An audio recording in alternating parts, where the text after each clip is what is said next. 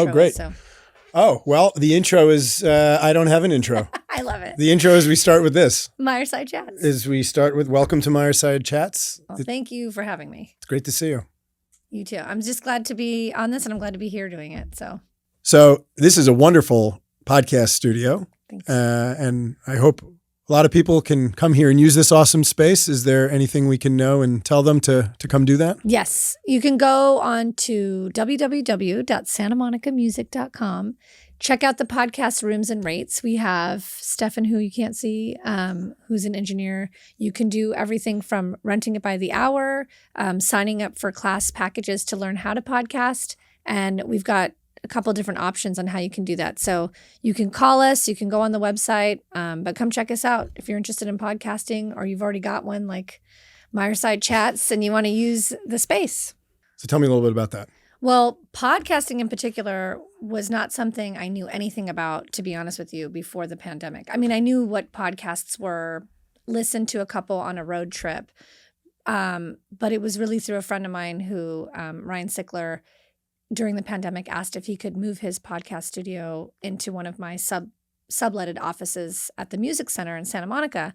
And I was like, sure. I had lost tenants during the pandemic and didn't think much of it. After watching what he did in a short amount of time to flip the studio and learning more about podcasting and how this was just an awesome platform for people all over to talk about all kinds of different topics, I realized, oh my God, everybody wants to podcast, is trying to learn how to podcast. And here's someone in my studio space who's made a living out of it and is successful. And immediately I thought of the youth in the community and talking to them. And they were like, I do my own podcast, or however they were doing, with their phone or whatever at home. I thought, what a great opportunity to unite at the time what was happening during the May 31st riots in Santa Monica. There was a lot of tension between police and the community. And in our community in Santa Monica, I felt that the national narrative was being applied unfairly to our police department. And so I thought, what a great chance to get the kids that I work with through the diversion program, through Santa Monica Police Department and the police together in a room. And they were already thinking of the same idea so that the kids could interview the police officers and they could have this dialogue sort of behind the badge, getting to know officers and who they are as a human being from a youth's perspective that has had possibly negative interactions with police. But for me, it was also like, well, let's teach them skills they could go get a job with. Let's teach them 4-camera live switch, post-production, pre-production, how to develop an entire show so that there might be a kid who wants to be the interviewer and that's all they want to do, or there might be a kid who does not want to be in front of the camera but wants to learn how to produce a show. And so we're providing the skill training for that with a person who's been doing it professionally, Ryan Sickler. He has the Honeydew podcast. So they're learning from a professional who's proven to be successful at it and who built it from nothing. And these kids are now running a podcast show that's talking about real issues, whatever they want to talk about, but it's also creating a united bond between police officers and the community. So that's kind of how that took off. And then we couldn't do lessons. And so we were like, let's flip some of these studios.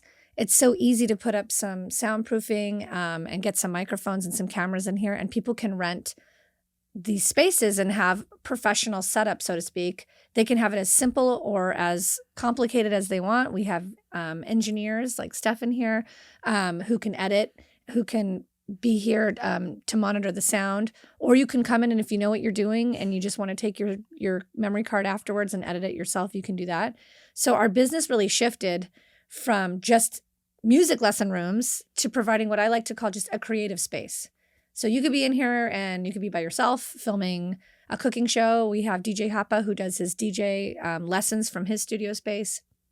We have a green room that you can use to talk about cats or whatever you want to do. Yeah. Or you can come in here and have lessons with Stefan and learn how to create a podcast. So it's been really neat. I love it. That's awesome. And here we are. Having Meyerside Chats. Having Meyerside Chats. No, right next to the fireside. Yeah. Right here. This is the fire. We're just missing lemon Meyer shots. We might be able to work that in. Yeah, we don't have the lemon. I didn't bring my lemon tree. We can pretend and work that in. Maybe right here. Maybe right there. Little lemon tree here. Nice fireside by the Meyerside. And of course, you've been now in music for a while, and you've got a location in Santa Monica, here in Culver City. Yeah. So how did you get started with music? Well, my dad. So my dad is Chico Fernandez. That's how everyone knows him. He is a musician first. It started the store 50 years ago.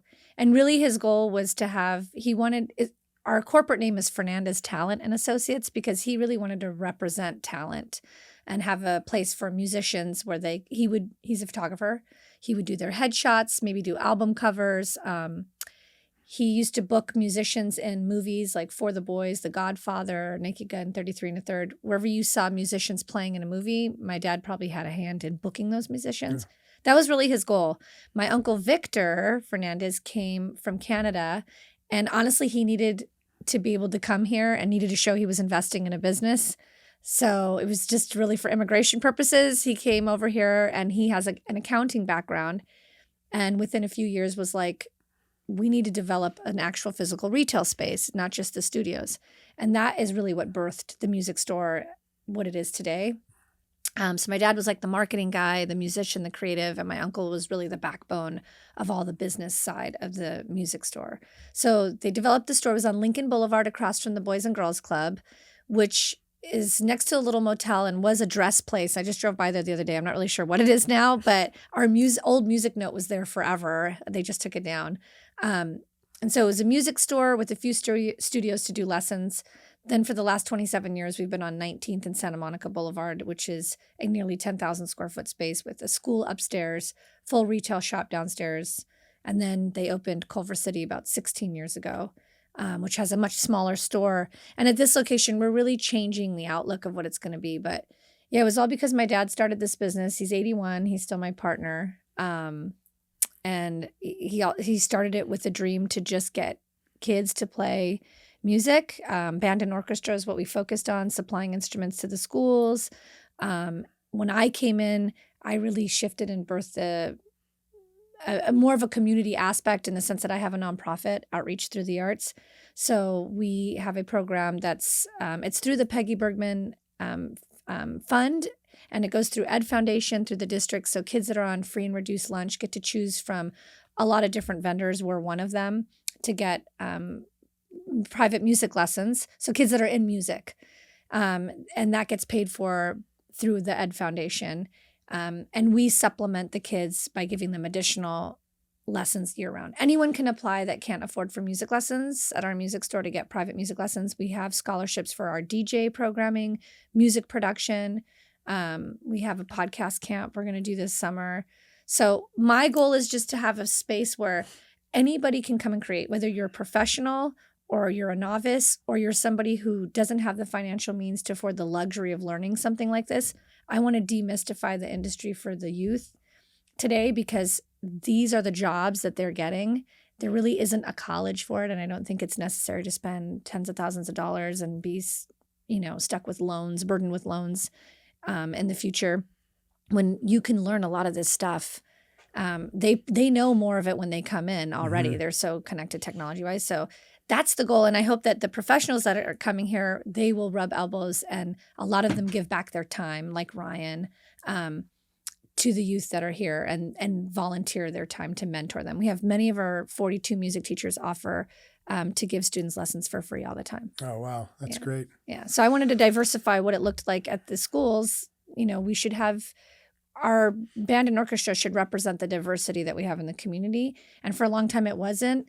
And after scratching my head, I was like, I grew up with all these instruments and music lessons, not realizing it's a luxury to have that. We grew up in apartments. We never had money. Yeah. So I didn't think I never connected the two.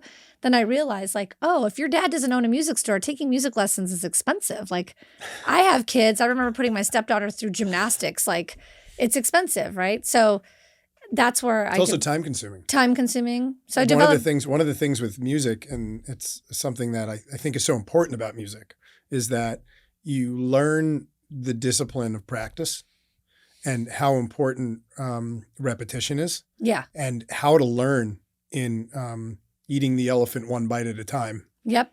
As they say, right? And sticking with it. Yeah, because it really requires a daily practice, or at least sometimes a week, a few times a week. Like, And when you get older, you don't have that time anymore. Yep. Or that's harder to create that time. And that's one of the best things about music is not just teaching the music, because music is incredible on its own. Yeah. It's how to learn. Yep. And how that other side of your brain works. It's a creative space and opportunity for kids to sort of release the, whatever emotions are, especially with the pandemic and everything. But it's an opportunity for them to just be themselves and create. And there's also a lot of science and math involved and engineering, I think, when you're doing music. But do you teach theory? We do theory. Yep. Writing. My daughter, who's 14, she can hear a song and write out the notes just by listening to it. That gene skipped me. So everyone's like, what do you play? I'm like, I can play like Swans on a Lake on the piano. She can write the intervals or the actual notes? She can write the notes, pitch? Yeah. She doesn't have perfect pitch, but she definitely has a form of it. When she was little, I'll never forget when they started recorder class. Yeah. It was deafening for her. She couldn't, it would bother her a lot. But yeah, my other daughter's in chorus. So, we're so blessed in Santa Monica to have the music program we have. I'm on the board for NAM, National Association of Music Merchants. When we have our meetings and people come all over the nation to talk about music programs, we're so spoiled. I realize like, wow, our high school has 7 bands and orchestras to get into. Our middle school has 3 or 4 different orchestras and choirs. Most schools, if they're lucky, if they have one. Yeah. And so we have these are programs that are going away too.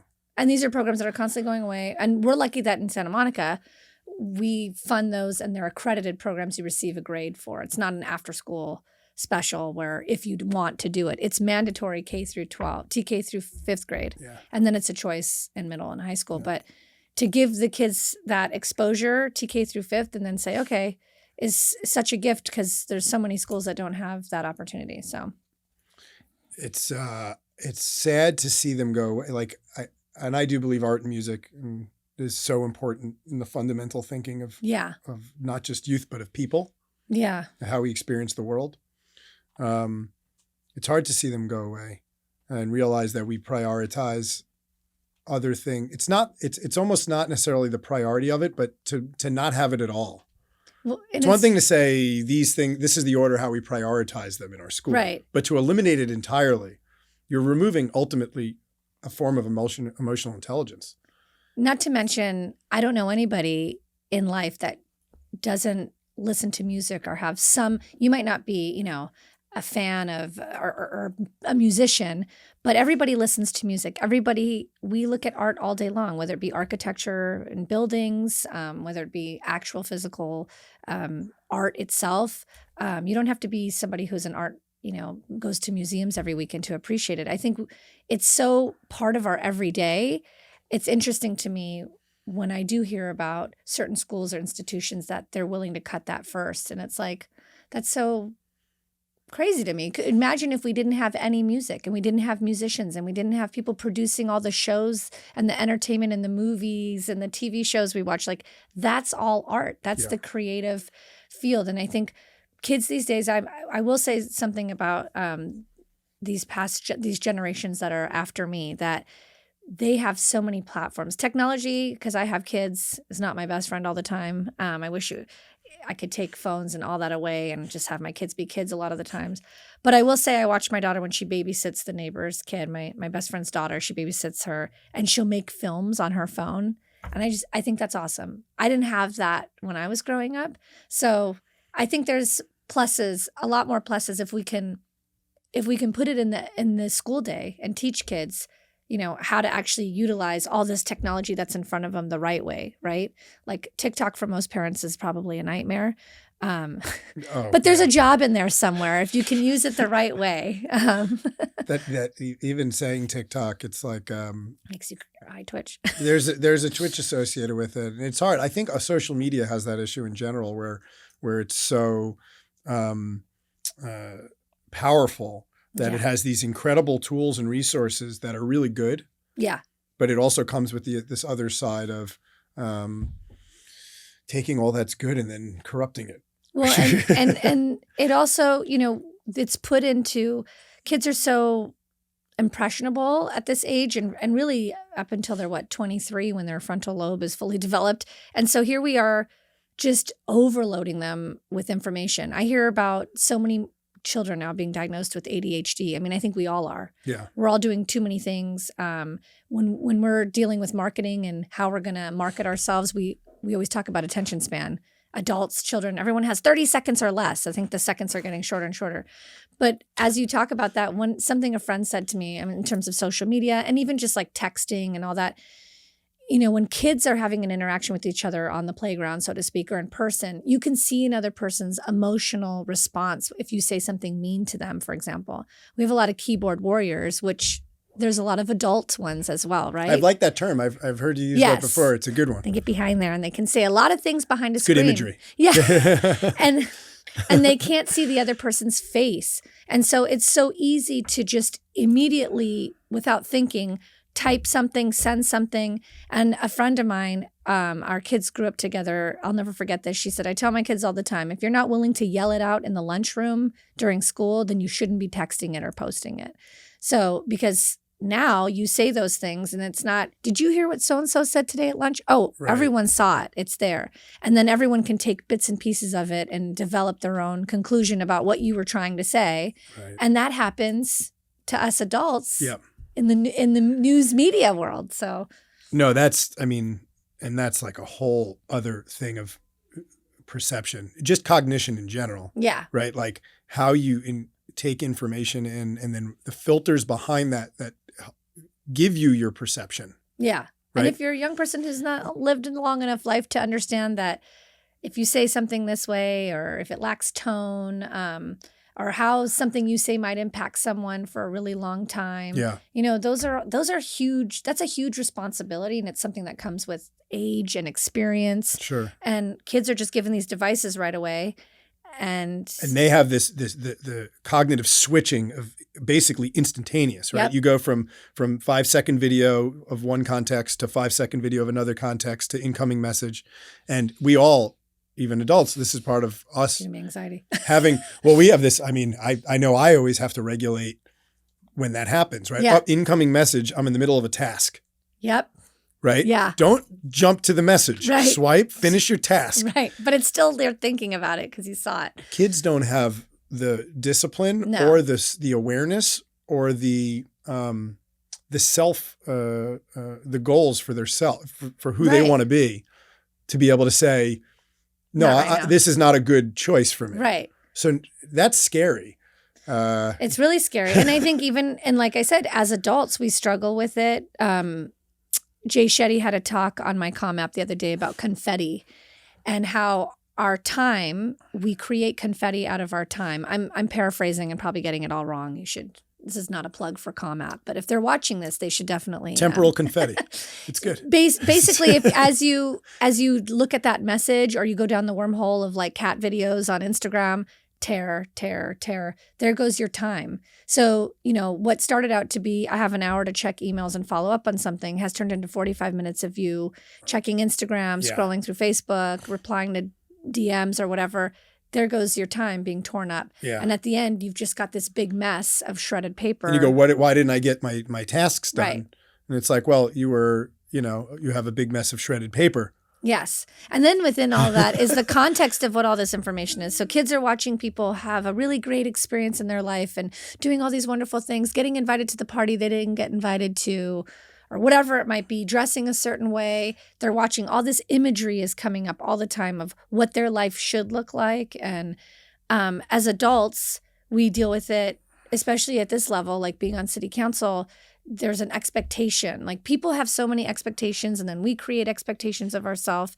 And it's all dictated by, I hate to say the word fake news, but really fake news and social media. And it's like we're told, you know, this is what you're supposed to look like and supposed to do and supposed to sound like. And if you waver at all off of that, even if there's a narrative. And if you start to be too much yourself and it doesn't jive with certain people, we will tear you down. Yeah. Or you're a conspiracy theorist. Right.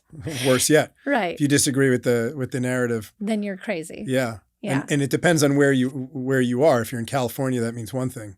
Or you're right. Or you're just put in a box. Everyone likes to put people in little boxes, and it's like it helps them categorize. Yeah. Right. Once you do that, you start to and then Carl Jung said something good. He said, thinking's hard to do. That's why people judge.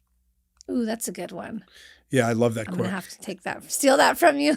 And it's true. It gives you an opportunity of looking at, you're constantly comparing people to yourself, saying, well, oh, they must, or the people in my life don't, or in my social circle, or what I know to be true, or a strong belief of mine, this person disagrees with. So they must then have all these other qualities. Exactly. Right? If you disagree with that one thing, you're in this camp. You must be a bad person. Right. You must be evil. You must be a person who doesn't volunteer on the weekends. You make these like weird connections, and I'm very conscious to not do that. That's good. But it's hard. It is hard because we've been conditioned to do it. It's part of our programming. Right. So you have to be really mindful when you're thinking about these categories of people. Otherwise, and this is what we have in politics in general, and I think why people have a hard time even listening to different viewpoints. Mm-hmm. And that's why, a lot of people said, you don't have Democrats checked off on your last voting of independent. Well, like what you just described, the minute you vote a certain way or say a certain thing, oh, you're this, you're Republican, you're Democrat, you're left, you're right, you're center, those are meaningless actually, because it all depends on what you know those terms to be. Right, exactly. And they're not the same for everybody. And they've changed over the last few years. I remember in the Reagan era, I think my parents were Republicans and now they're Democrats. And so, it just depends on where we are in history and what that means to be that. And what you've read before this conversation. Right. I think it's better just to be, hey, the approach I take, and this is going to sound super cheesy and naive, but it's working so far and I'm going to go with it, is my mom's very spiritual and we've been raised with a moral compass and listening to our heart, our solar plexus. Like everything I do in life, I have anxiety. I do suffer from anxiety and it affects my stomach. Bad decisions, if I say something or do something that wasn't right, I'll immediately feel it in my stomach. I'll get physically sick in my stomach. And so I have to go to bed at night and I have to feel good.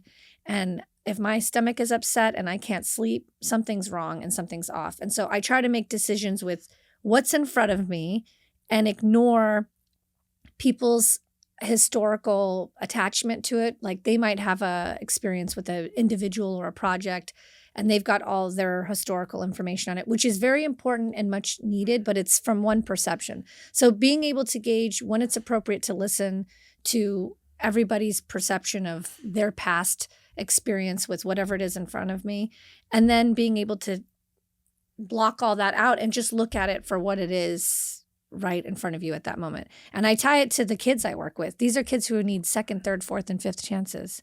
And so a lot of times when I'm looking at things, it's like, okay, what is this project in front of me? And now I've heard this story and I've heard this story. And how do I just give this its second, third, or fourth chance and judge it for what it is in front of me? And people in, our community is amazing and we have a lot of involved vocal community members. And I think that's a great thing. I think people who want to be involved and find the time to actually care, that's amazing. It comes with, though, a certain group of people, or certain people really like to find the negative in everything. And they like to only discuss what they don't like and who they don't like, as opposed to what is working and what they do like. I'm a solutions-driven person. So I'm like, if you're going to tell me that this is wrong or this doesn't work, you also have to follow that up with what does, because it's really easy to judge, like you just said, and not think. It's so much harder to come up with a solution because you might fail. And as those of us who sit up on council, we might make decisions that aren't, at the time they feel right, but maybe they didn't work out, and then we're to blame, so to speak, by the community. And so I just wish the community would remember, like, there's nothing magical that happens the minute you get sworn in and you're up there, and you don't become like this all-knowing being. Right. You're still a person. You're still a person who can't get her nails done because she has kids and 4 different jobs she's working. What color are those nails? Are I mean, they were some sort of burgundy weeks ago. Yeah. But yeah, like, color. I mean, this is whenever someone looks at my nails, I go, this will tell you how much time I'm giving to everything I do and not to myself. So I don't know if that's good or bad, but well, you're still a person. I'm still a person and I still make mistakes, and I have my own, as much as I try to block out and look at something, I really try to look at things pragmatically, practically, I'm also a conditioned human being who has my own biases and beliefs. And so we struggle to make decisions and work together with a diverse council to come to a decision that's going to be for the greater good for everybody. And a lot of times I've had to vote on things that I've never even thought of before. And quite frankly, I've had to vote in ways that like, this doesn't benefit me, but that I know that this benefits the greater good of the city. And that's what we're supposed to be doing. At least you hope so. And so it's disheartening when people point you out and try to. You're supposed to vote that way too. You're supposed to vote that way. And I tell people all the time, like I'm just myself all the time. I'm not like, and that's hard to, all of a sudden you become a council member and you're like, am I allowed to wear this, say this, do this? Like, yeah. I think there's an opportunity to break that mold in general. I think one of the things that holds people in the political realm, I want to say it holds them hostage. Yeah. In a sense, is that there's this feeling that you can't be yourself. Even if you have a job that requires you to wear a tux. Right. Sorry, not a tux, a suit. I guess I had tux in my head for some reason. I don't know what I was seeing there. Pantsuit. Yeah. Few jobs have that. Maybe catering halls. Yeah. Which was my first jobs. Or a musician. Maybe that's where it was. Or a musician, sure. But when you hold that version of a person, they're not supposed to screw up. Right. Right. The public holds these people like they are omnipotent, and if they screw up, then they must be evil, or there's corruption. Right. Or they're stupid. How can they make that decision? Right. It's sort of similar to sitting on your couch watching a football game, talking about how did this person not catch the ball? And it's like, you don't even get to start in that conversation. But I feel there's a lot of that with politics where people need to categorize themselves. They need to put themselves in a bucket. They have very limited information. They have only biased news. Right. And all news to some degree is biased. Mm-hmm. Even just by the nature of writing an interpretation of something, it's biased. It's an opinion piece. It to some degree. Yeah. So if you look at information in that way, you'd say, okay, I don't have all the information, no matter how much research I do. Surely not going to get it from 3 articles on CNN or Fox or whatever you watch, right? So, and they have agenda. Everyone has an agenda. You hope their agendas are pure. But now it's almost like what frustrates me is that people don't have that humility. They think a lot of times that they have this little limited information, and then they point fingers at the person and go, how can you do that? They don't even know the real story, especially at the federal level. Oh, yeah. That's nuts. At least at local, we talk to people, we can have coffee, we can understand the issues better. Our vote actually counts 1-to-1. You can go and make meaningful change at your neighborhood association or your business improvement district. You can actually participate and make real change. So I guess there's a humility piece missing for me. Yeah. And I think this is one of the things that gets people very angry. Mm-hmm. They think they know. And they're operating in in a pie chart. Yeah. You have like 1% of the information of the total story. And that also depends on who you're socializing with, what information they send you.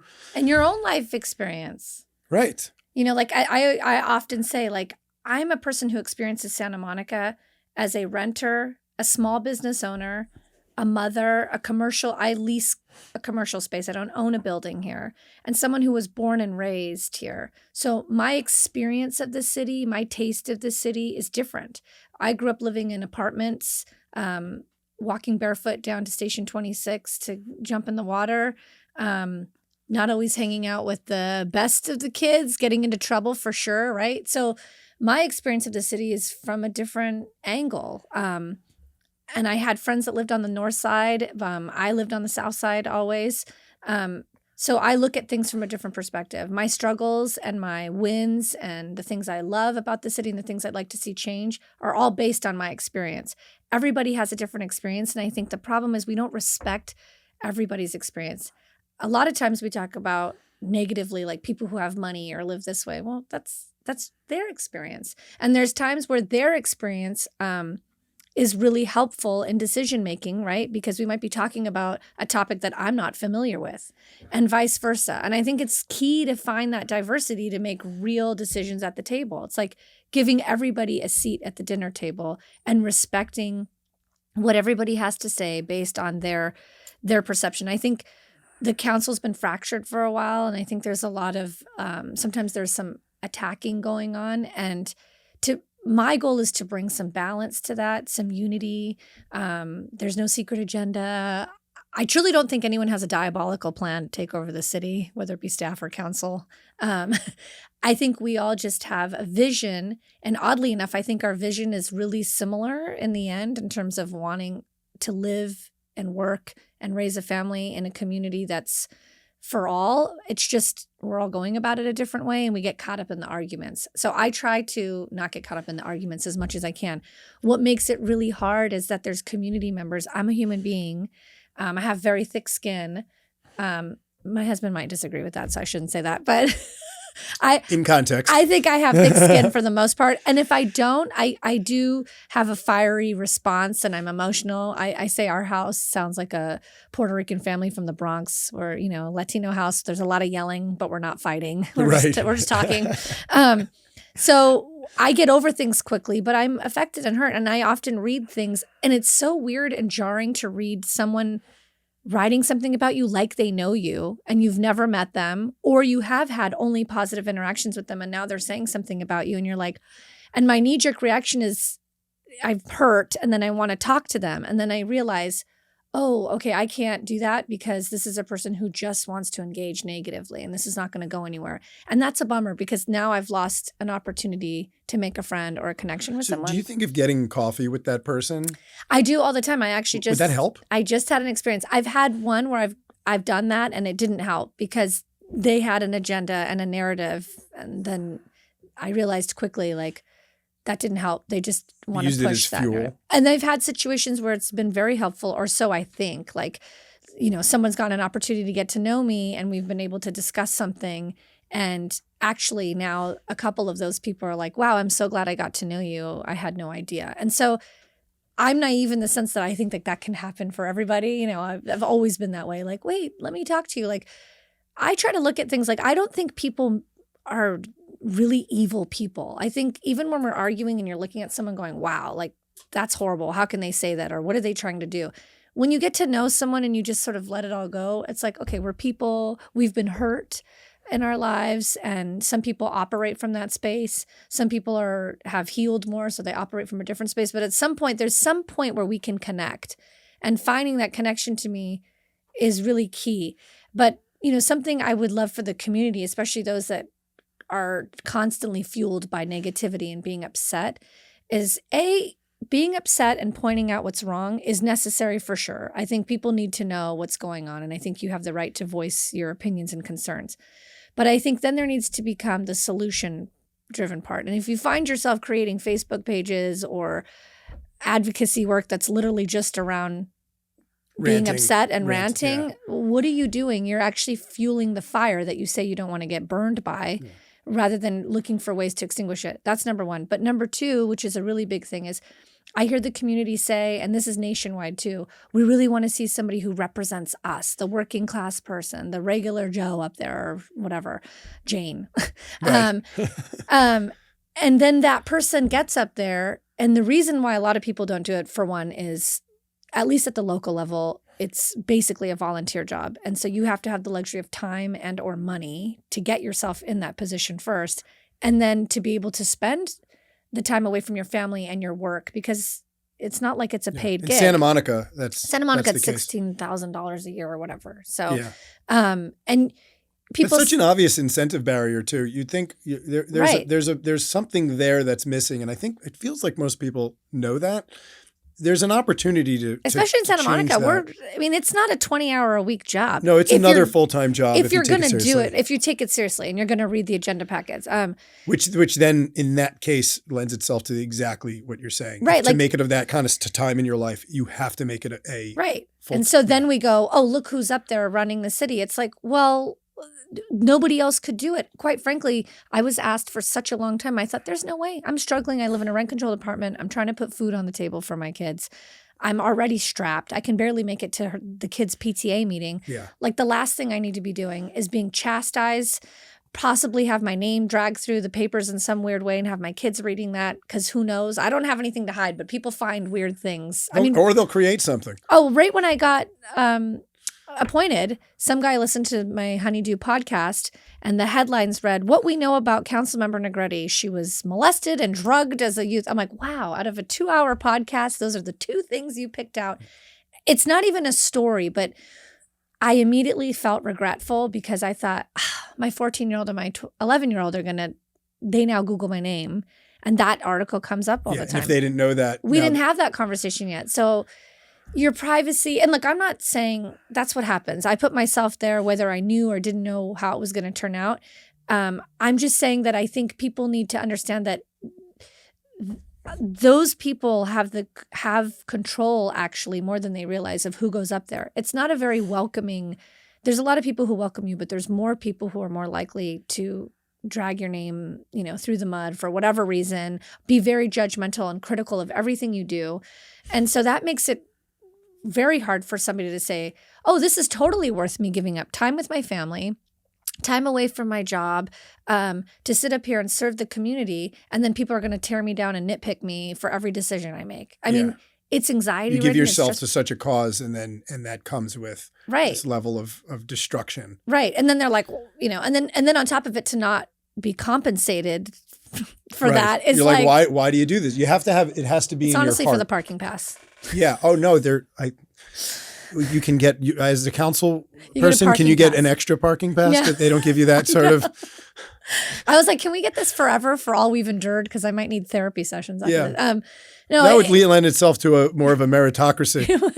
But it would be nice if we thought about that, because and then it's interesting, because then you go, are people just doing it for the money? But people should be compensated for the time that they take. Otherwise, you're going to have imbalance. And I think we're often fighting about, how do we create diversity on council, on school boards, Congress, legislation, whatever. You create that by giving people the pathways. So yes, those state level jobs are paid. They get a healthy salary, but usually the way to get to that is through local legislation, local government. And so a lot of times that opportunity is just not even on the radar for somebody who might be really passionate, be really great, really vocal, very logical, pragmatic, not, tied to any certain interest groups and all that kind of stuff. That's why we have people who are up there. People are constantly saying, like, people are up there because they're tied to this interest group or that interest group. Well, it's also because people who aren't tied to those interest groups are people who are working, putting food on the table, who actually are experiencing life and the city and the things that we care about, and actually might have something really important to say, but they don't have the time to sit on a commission or a board, because, again, that's time and there's no money involved in that. There's no way they're going to run an election and a campaign, expose themselves and their families. I mean, I've had protesters at my apartment building. My entire apartment building was like, why are they here? Is there a council member that lives here? Yeah.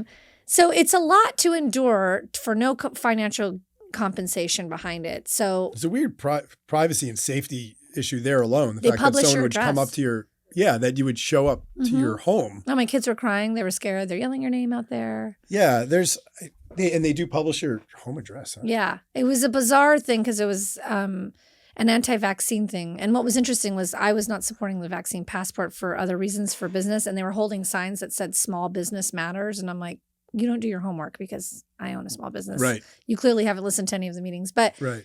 Again, limited information. But that's another, you know what? That's a good point. That's another categorization that people do, where they have, what I've heard is they've categorized anyone who has anything to say about the vaccine at all. You're in a group. You're an anti-vaxxer. Yep.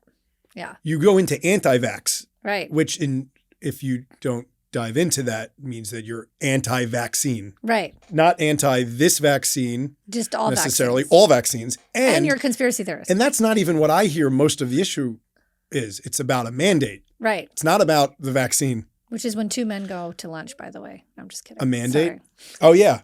Oh, the vaccine. And they talk about vaccines.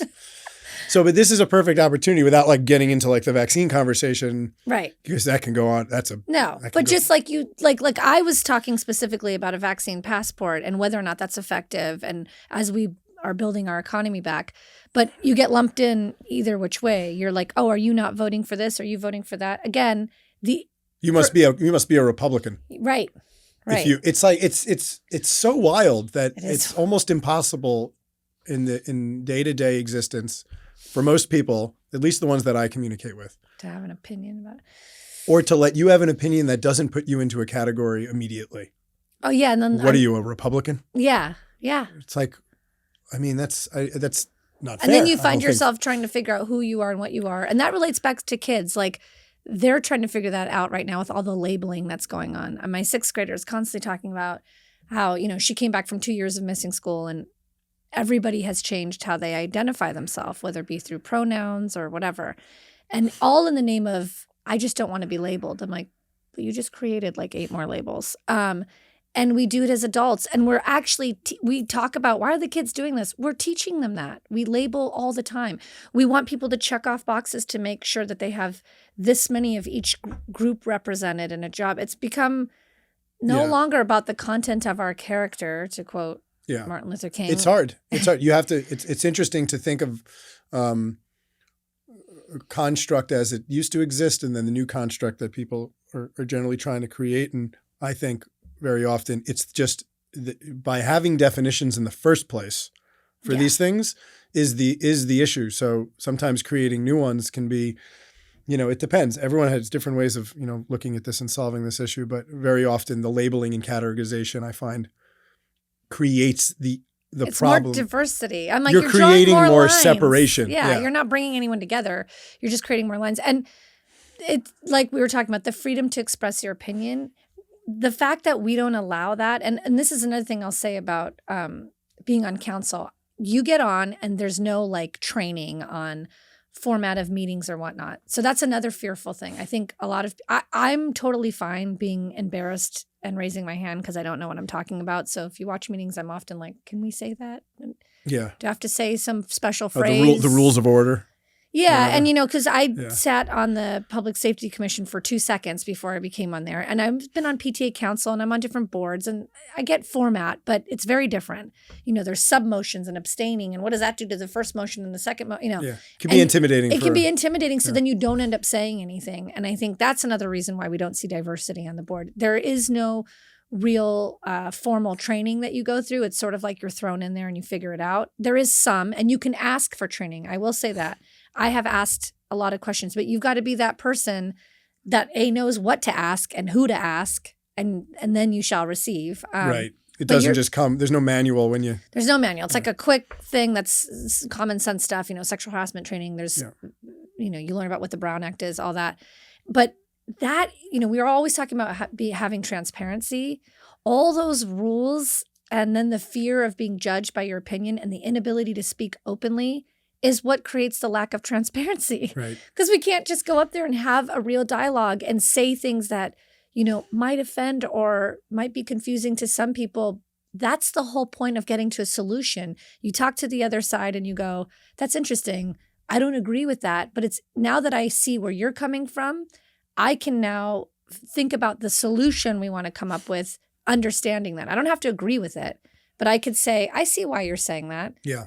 I see how I'm saying this. You can still walk away disagreeing. Yeah. But now you've got a plan to go forward. Like, we're all up there to go forward in some way. And it's like, how do we do this? And there's going to be times where it really is like, I don't want this project to happen and this side does want it to happen. And that's different. But a lot of the times there's more dialogue that needs to happen and we're rushed through the agenda and we're sort of told like, stop talking about things because this is not the place to talk about it. But we want the community who's selected us. I mean, in my case, I was appointed, but I'm hopeful I'm going to run this year that when people vote for you, they voted for you because you represent their voice. And so like you're to run again. Clearly, it is rewarding. This is rewarding enough. They know that. That's why they don't pay. Yeah, exactly. They know that there's an internal sense of reward. Well, I don't know. I almost feel like it's like a duty. Like I've got here this far, and everyone's like, "This is so refreshing," to have someone who's just sort of like up there telling it like it is. And let's hope that it still goes that way. I'm nervous about what this is going to look like because campaigning is a whole other beast. But, being able to have that open dialogue so that the community sees the other piece and here's your part, because you just said earlier, like people are given this much information and then they've got their own perspective and then they're reading headlines and whatever biased news. Yeah. And so you want to be able to present items and go, this is why I'm deciding, this way, or this is why I'm voting this way. And a lot of times you're not given that opportunity. So it's exhausting because you're constantly having to talk to constituents to make sure that you're listening and that you're engaging, but you can't talk about certain things.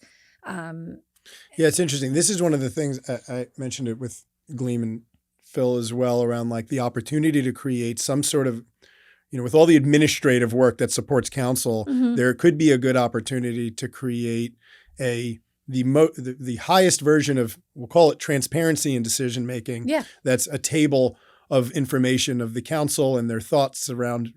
You don't have to do it on every issue, but on ones that are big. Because to the council's credit, and Gleam said this as well, council is pretty much unanimous on like most votes. Yeah.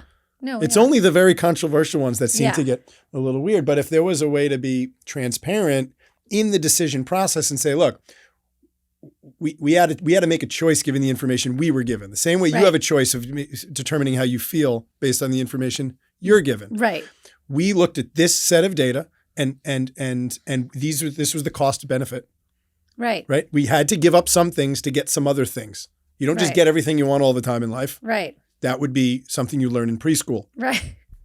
Which was another funny joke we had. Gleam and I were talking about, like, maybe we should have preschool like lessons early on. You get what you get. You don't get upset. It's just we seem to have lost some of those. You have to share.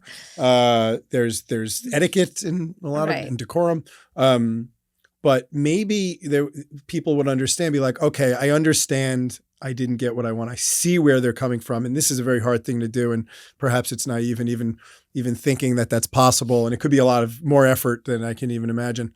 But there's a way of moving that needle forward, I think. And potentially having this conversation on council, with council to the public is a way at least of opening that conversation up, because if it's not had, you can't even get to the next place. So I don't, at least letting that level of transparency, humility, real world, you're a human. Yeah, we're a human. And also it's the biggest thing is that we're given information that sometimes isn't, always talked about or discussed or out there. We've got to make a decision. I'm always super impressed. I just want to say, there's community members that are like, I'm like, why aren't you up here? I mean, they know what's on the agenda and they've divulged in all, they're given all their time to maybe one particular item or multiple items. And they spend their time every week reaching out to everybody on council. It's admirable. It's admirable and it's impressive. And I'm glad. And that's one of the things I want to teach, not just my own kids, but the kids I work with. Yeah. I was on PTA council for Santa Monica Malibu Unified, and I was the legislative rep at one point. And we got to go to Sacramento. It's called Sacramento Safari. And kids got to come with us. And I think it's such an awesome process. I think we need to do it locally and get kids involved in what it means to run for local government, to be a constituent, and really demystify that process. Like, your voice does matter. And here's why. What it is to sit on a commission and a board, and how you get involved and how you move the needle and make things happen. I think advocacy and I think, marching and all that kind of stuff is great. And kids should definitely learn how to use their voice, the First Amendment, all that kind of stuff. But then what happens after? Oftentimes we teach kids, like, you can, post a certain picture on Instagram and make that go viral. You can do a hashtag, you can do a sign in your pictures, and you can march up and down the street and make signs. And that's all great. And that's a movement for sure. And they should continue to do that. But what's the next step? How do you actually move the needle? Activate what you're talking about. So. Yeah.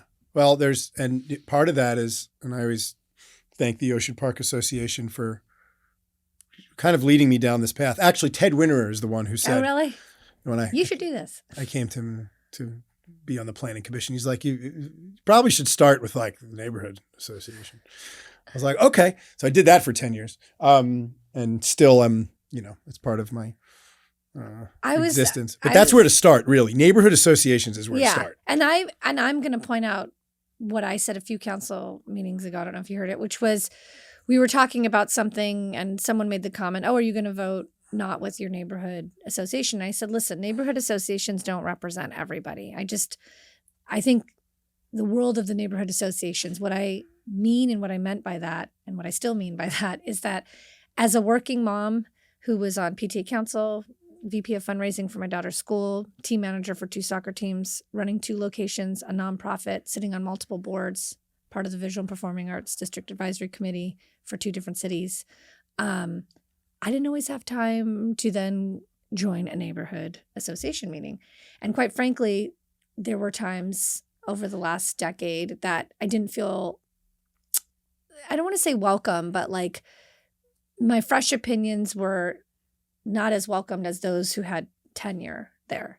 And so then you just sort of go, you know what? I don't have a lot of time for this anyways. So I wasn't a part of my neighborhood association, Sunset Park. I love Zena Josephs, though, and I know her from Vapodex. So I felt like I was very much, though, a part of my neighborhood and knew about a lot of the issues. And so I didn't think for me that it made me any less of a concerned community member. And I wanted to point out that I want to speak for the mom who feels guilty that she can barely rush from work to make it to her kid's clarinet recital or the PTA meeting, or doesn't know, can't bring snack all the time.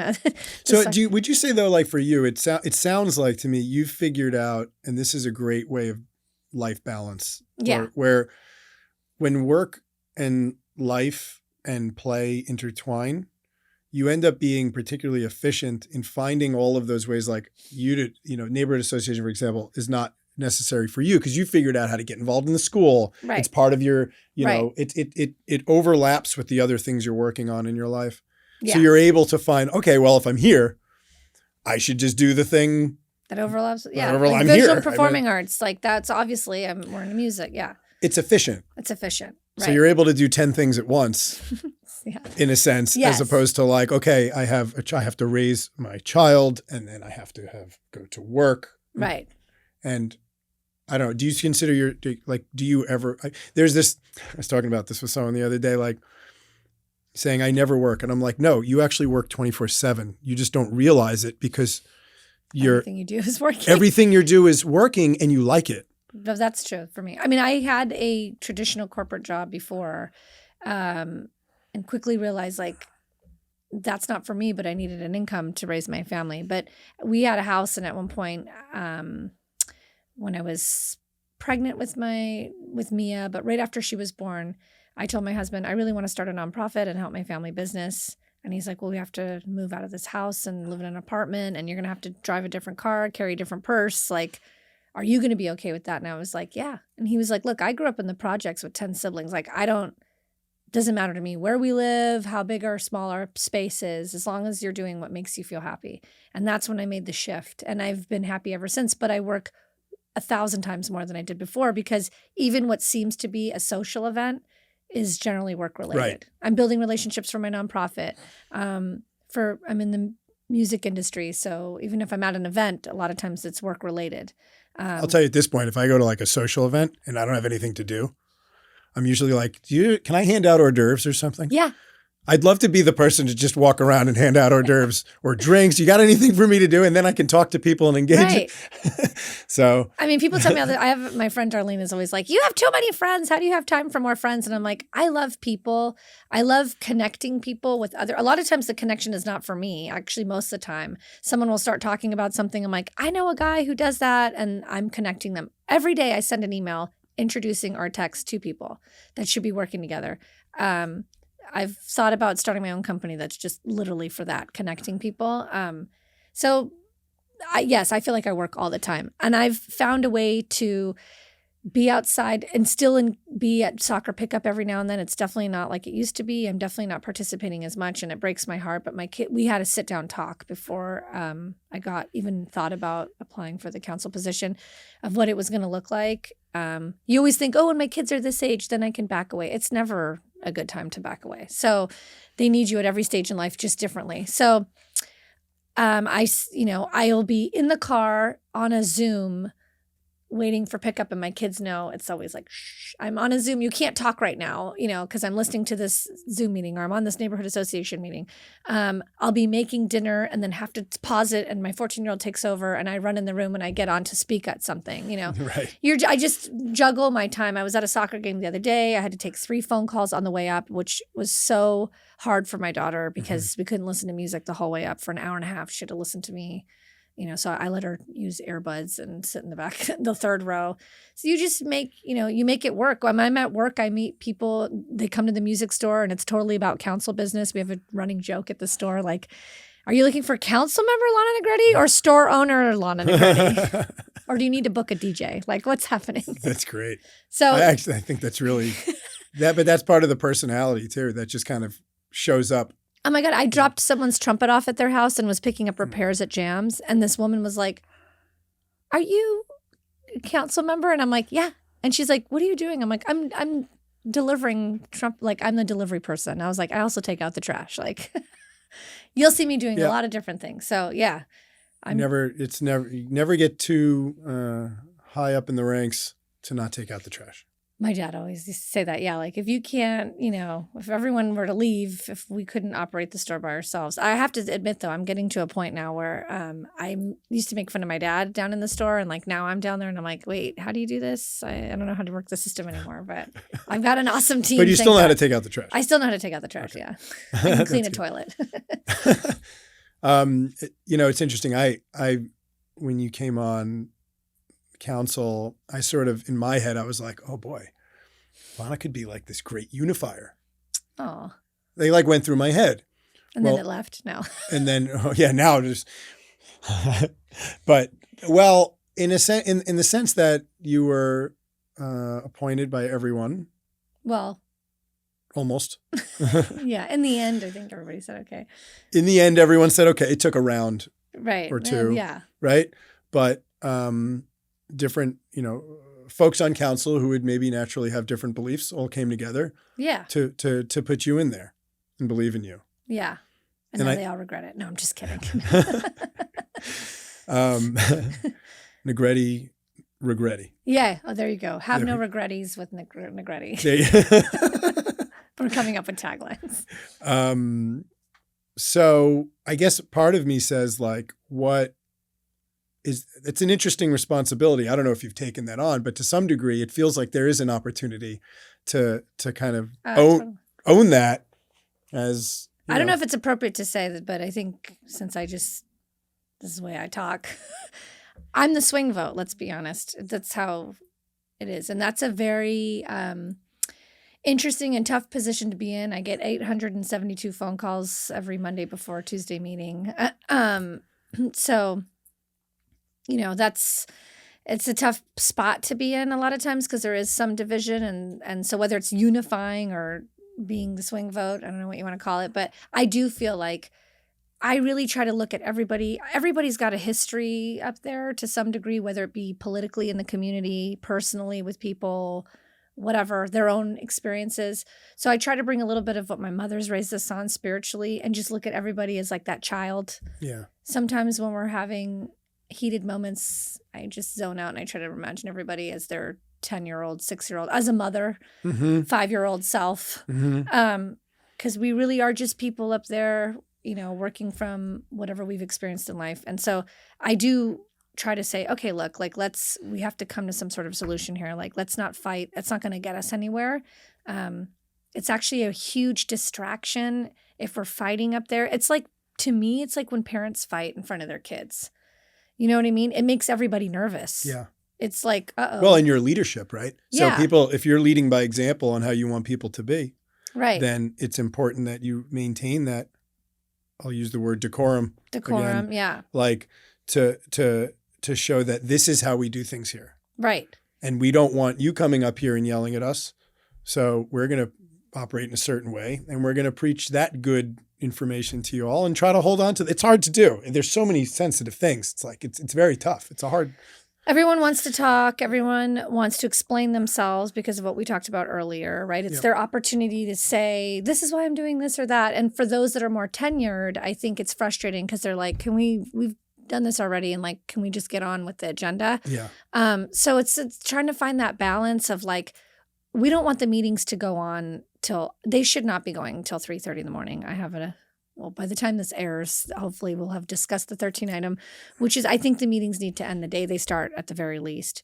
And again, going back to, I wake up at 5:30 in the morning. So for me, at 3:30 in the morning, I'm on my like 22nd hour. Yeah. Nobody can make a good decision. I don't care what you're deciding on at that hour. And so I think we need to really take a look at like how we operate up there, creating parameters, creating boundaries, and creating space for everyone to say what they need to say concisely. But you can't go 9 hours, 13. You can't go 9 hours and belabor issues and start getting into conversation that's scope creep. Yeah. A lot of it's scope creep. Yeah. Right. And then a lot of times people talk about things that are just not relevant to the conversation. And there's some degree of, again, like First Amendment stuff. And there's like, maintaining the right environment for a council meeting and public input that's important. Right. But there is, when I watch it, I'm like, as a systems person, I'm like, okay, can we cut out this 10-second?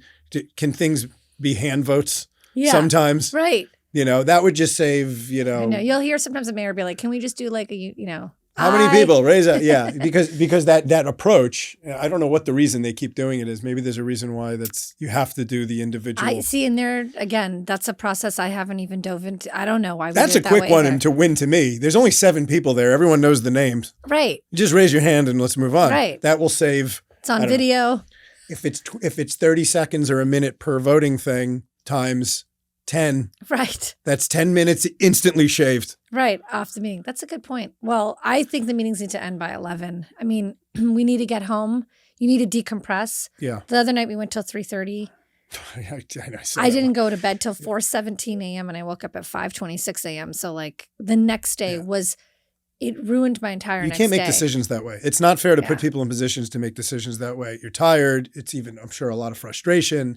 And the community is on hold sometimes to speak on an item that's not heard till 1 o'clock in the morning. So I wouldn't be able to hold going back to who has the time, who are we serving. We have to be giving everybody a platform. It can't just be, it's not just for the commissions and boards and the neighborhood associations. It's also for the people who like, I'm not on a neighborhood association, but I'm really involved and I really care about this issue. And this is the first time I've ever called in and they don't know the process and they're confused. And then now they're like, I have to wait till 1 o'clock in the morning.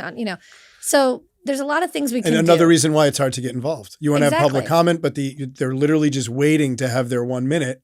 Imagine if that's your first introduction. You're like, I thought I was going on at 9. I'm on at 11. I'll never be on council. This is screwy and this sucks. And then there goes their bad experience and then that festers. And, And some of that's just par for the course, I guess. And others is like, what can we do to make it more encouraging? And going back to what we're saying, I mean, the keyboard warriors, the intimidation of council meetings. Yeah, I mean, being solutions driven, like all the people who have a problem with things, it would be really great if instead of them calling and like just totally crapping on council members or saying things that are, I don't know what that does. I always want to ask the people who call in and just like run through a bunch of like mean comments like, hi, I'm just curious, like, so when you do that, because you do it every week, every time we have a meeting, have you noticed that anything has changed since that? Because I haven't. And that's a genuine question. Like, I'm genuinely curious if they think if I do this for 12 months, then something's going to happen. Then they're finally going to address what I'm talking about or whatever. Instead, it would be nice to see someone call in and be like, I actually would like to voice my opinion and I have a great solution. Would you like to hear it? I'd love, please give that person 8 minutes. Can we get a transcription on that and use it as a quote, please? Exactly. Thank you. Yeah. So between those things, again, the keyboard warrior, too much time, the intimidation of council, it's too much. And you end up, and part of that can even be part of the frustration. Yeah. Right. Or even, and what you've mentioned now about news. And like you go on there and one thing's is turned around on you and you said they find things about you that is not even real or is exaggerated or is the one thing out of a 2-hour video that they just pulled to get a strong subject line and what engagement. Happened to me with the LA Times, just to call it out there. There's around the pier. The vending cards. So I did an interview with Gustavo, who does an opinion piece. I think he's really a food columnist, but he's taken a special interest in vending, not just in Santa Monica, but in general, and all the issues around it. And he interviewed me about what was happening in Santa Monica. And what was so unfortunate was like none of the newscasters that were interviewing me on the news, I don't blame them because they're just out there like doing their job and then they move on to the next thing. But anyone who's doing like real journalism or like taking the time to type something up, I made the comment, we talked about lots of things. First of all, that we are a city who's given out more permits we have 93,000 people. LA has 4 million. We've given out about 150 permits, right? And LA's given out less or around that, number one. And we have a very specific issue that's happening at the pier that has nothing to do with any of this other stuff. And if you were really fighting for what you're fighting for, you would be concerned about what's happening, whether it be the propane and the organized I didn't see any of that crime. In that article. No, because after we spoke, I think he realized, he goes, wow, this is a more complicated issue. I'm going to have to take some time on this. But what he took was, there was one comment that I made. First of all, he tried to paint the city a certain way because it fed into a narrative that I guess was more in line with where his opinion piece was going. I guess it would have shifted things if he had really shed light on the facts. And so I said, we talked about pollution, and I said, we're a beachside city. It's very important for us to keep our beaches clean, our pier clean. And I said, you can't find a plastic straw in Santa Monica to save your life, but all of a sudden we're going to turn a blind eye to styrofoam and trash being dumped down our storm drains and thrown all over our beaches. And he said that I said, Councilmember Negrete says, you can't find a plastic straw in Santa Monica, but now we're going to, I'm paraphrasing, now we're going to lower our standards of what kind of food we eat. I never even said that statement. And he was trying to pair those two things to make it seem like I was looking down on bacon-wrapped hot dogs, which... So now everyone reads that, gets a perspective of you. Right. Right? Now all these people who read that article have this perspective that's not even what you intended. No. And it's so... And he had control over that. And I really wish that people that are in that position took it seriously. Like, you have control to paint a person a certain way. I don't know how that person goes to bed at night with a clear conscience, knowing that they mince things in order to create... It's like taking a puzzle and then like getting other puzzle pieces and making a completely different picture. Yeah, I think there was a similar situation that happened at the neighborhood level where something was written and without mentioning names. It's a rule on Meyerside Chats. We About don't, me? No. Oh. We don't mention names. That one? Oh. We don't mention names. But I just remember it's like I wrote one thing. I actually wrote it. Uh-oh. And then someone took it and made something about it that's not what I said. And I was just like, how did you do that? Like it said right here, like in an email. So like, I guess I've experienced that a little bit, and it does upset me to know that that's happening. And we only deal with it at the local level. This was the LA Times. I mean, mind you. So now you're at the county level. Yeah. I guess that's a nationwide. And I texted him and I said, it's really sad that you had an opportunity to really open a story, because I really wanted to look at, as someone who's born to immigrant parents, the idea that who was being exploited here and at what cost. There was something much deeper to look at, wow, this lawyer is like standing on the shoulders of this issue. And really, who's being exploited is the women who are working these carts all day long for a flat rate when somebody else is organizing the whole thing, threatening people and making 10 times the amount. Yeah. And yet this is what we're talking about. And let's talk about all the permitted vendors who I've recently met with, who are threatened, who are in fear for their life, and who feel afraid to show any gratitude or partnership with the city or the police because they don't want to be threatened after. And I'm like, you should be shedding light on those people. It's like a dark alley. I mean, if you don't shed light, then things are going to keep happening. And you're sort of participating in that and ignoring it in the guise of like, you're this big warrior for the little guy who's just trying to have a food cart. No, the guys that are just trying to have a food cart are unable to do their business because somebody has decided to monopolize the situation create criminal activity around it, expose the pier to potentially being set on fire while trashing the pier. I mean, there was so much going on that was really newsworthy that I think more people would have wanted to listen to than to just keep going with some narrative. It's lazy. It's straight up lazy journalism. Like that was an easy grab for you, and it was much harder for you to actually tell the story than it was for you to be like, I've already been telling this story, so I'm just going to make it work. And you can imagine how, I mean, this is just, one instance of, I can't speak for that individual in this case, right? But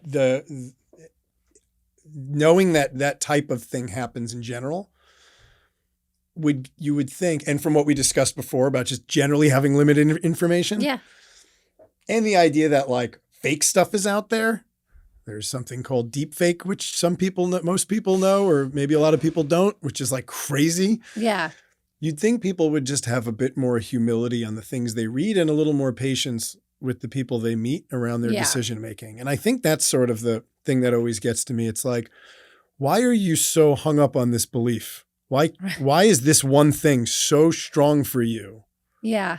The mayor was talking about in the state of the city, like cancel culture, in the sense that like we cancel people all the time. And I'm not talking about it in the sense that like cancel culture when that's usually directly related to like, let's be honest, like a man doing, a Me Too movement. I'm not talking about that. I'm just talking about the idea that we cancel people.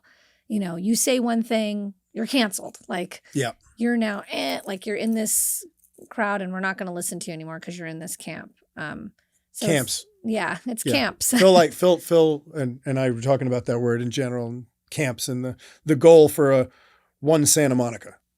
Yeah, uniting, bringing Santa Monica together. I think that's the real opportunity. I think, and all of these things, it's again, I guess, just having the conversation and exposing the real nature of things, just that we're talking about. I hope enough people will hear that to give maybe some of the council people a little bit of a break, maybe, or at least just don't yell at them. Hey, we're not perfect. And if you think that the way you think is so much better, I really mean this. Like, I encourage people to apply and run. And I think that process might bring some humility. I think it might humble some people, and it might also make people realize like, oh, wow, this is a lot more than I realized. I have respect for someone even trying and even going through the process of applying and then running. I mean, it's not like you just walk up there and stand in line. I mean, it's a process. It is. Yeah. And even the people who do say, have a tone or an approach to things that can be hurtful, very often, some of those people at least are working really hard for a cause that they believe is important. Yeah. And they're angry. Right. And they're frustrated and they don't know how else to do it. That's the best way it comes out. Unfortunately, my dad always used to say, like, it's not what you say, it's how you say it. Totally. I just had a situation with employees and I said, email lacks tone, text lacks tone, because I can read the same sentence with a certain tone and it means something totally different. It's bringing this right back to the beginning of this conversation with our kids. If someone yells at you, it's hard to listen to them. Right. You don't even absorb what they're saying. Like you don't even try to listen very often, like to the or read what and you don't experience the message that they're trying to convey. Right. It can't get past the first filter of like, this is attacking. Right. Now I'm not even listening to you. Exactly. You're accusing me of something and now you want me to take like absorb all this other thing. I have 3 minutes to read this article. It started with accusing me. I'm a human. Right. And now I'm going to be done in 3 minutes. So I may not absorb that message that you were trying to deliver in the same way I would if you started out with something more pleasant or approachable at least. Like that hamburger approach. The hamburger.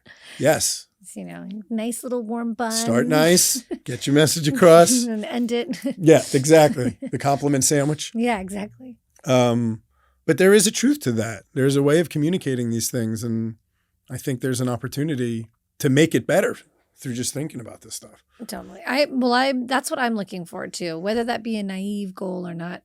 I'm hoping that we have so much diversity up on the council right now. And I think we're representing so much, like working small business owner, 3 moms up there. We have the most women on the council, I think, than ever before. 5 of us, 2 men. Long-term residents. There's somebody who works outside the city that brings that breadth of knowledge. I mean, Christine Parra brings a whole other set of knowledge working with OEM in Culver City. So, the mayor who's had many terms and experience, Glenn Davis, legal knowledge. So I think that's great. I think we need all of that. I think we just also need to respect some people work government stuff during the day and some others don't. And that doesn't mean that anyone earns that spot more than the other. It's like we're all there for a reason. I think we should celebrate that. We should celebrate the diversity because we'll need to tap into those different people with different issues. Yeah. Yeah. Well, one of the Kathleen Ross and I were talking about this. We forget the celebration of the things that you get very used to things quickly and then you move on to the next problem. Yes. And that's a hard thing. I think that's another human nature thing where it's like the joy of the win doesn't last very long until you're on to, especially when you're an adult and you have like real life, there's a million problems. Yeah. Life is just figuring out which one to solve next, really, right? Like, no, that's true. It's funny that you say that because I just had that moment this morning. I was telling you about a contract, and my husband's like, "We need to celebrate tonight," and I'm like, "Oh, this, that," and I just thought about it as you said that. Like, we don't celebrate the little things, and we have to sit in the celebration, and that includes when it comes to local government. Like, we've done a lot of amazing things in Santa Monica. We're pretty spoiled. I work with a lot of other cities that don't have a fraction of what we have.